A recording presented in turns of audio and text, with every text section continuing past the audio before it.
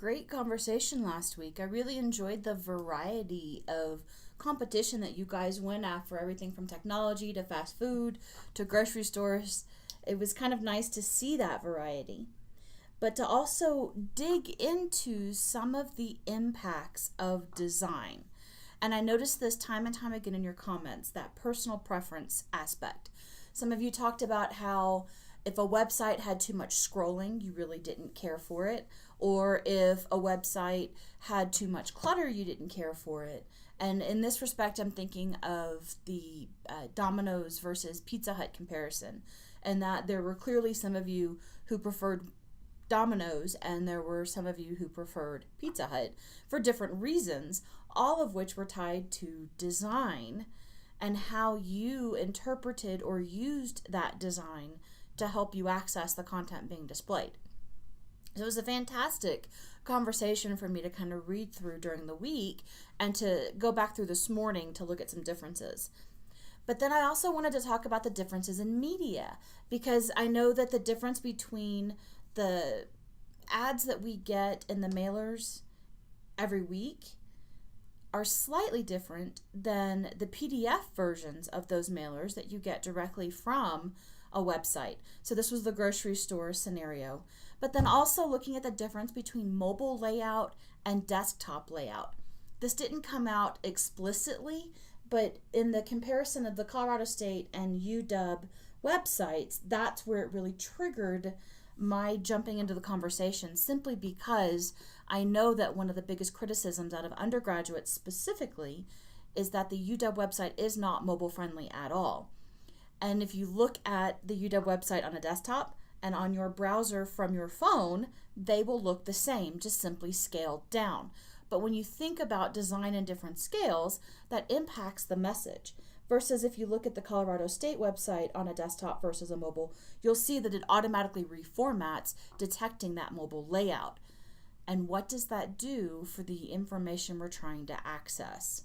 That's actually a big component of web design right now and an issue that designers face. And we're seeing that features that make mobile design more accessible are making their way into desktop design, which isn't necessarily preferred by those who primarily access websites on a desktop versus a mobile device. So confusing at times. But just the power of design. You guys talked about how you might be willing to use a particular product, overcome any perceived deficiencies because of the marketing. And this came back to an article that was shared looking at the differences between Pepsi and Coke, and how in blind taste tests, a number of users preferred Pepsi, yet the marketing of Coke is what made it a more successful brand. Personally, I can detect the taste. Pepsi tastes like flat Coke, and that comes down to higher sugar content in Pepsi, higher carbonation content in Coke. Not a marketing issue, but yes, I'm a Coke person. On screen, you can see a picture of an illustration I wanted to give you. This was so timely. When I checked my mailbox this morning, I see this notification that resembles a tax notification. Sometimes our W-2s come in paper packaging that look like this. And I look at it thinking, what am I receiving and why? As I open the envelope, I see this alert, this notification about providing Wyoming federal labor law notices in the workplace. Yeah, this is actually a company selling those posters, but they've done a darn good job of making this look like official government notification, haven't they? And this is where we have to use our powers of deduction, our media literacy, our visual literacy, to determine that this isn't something that I am obligated to do. I'm not even an employer, the university is, but this is someone taking advantage of design to persuade me. So just something to kind of wrap up that conversation from last week, because we can change minds, or at least influence minds, with design.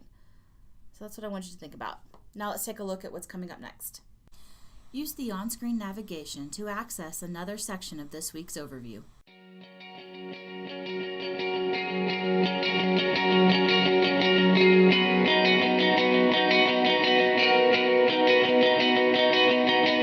Cold paints the sky. just after sunrise.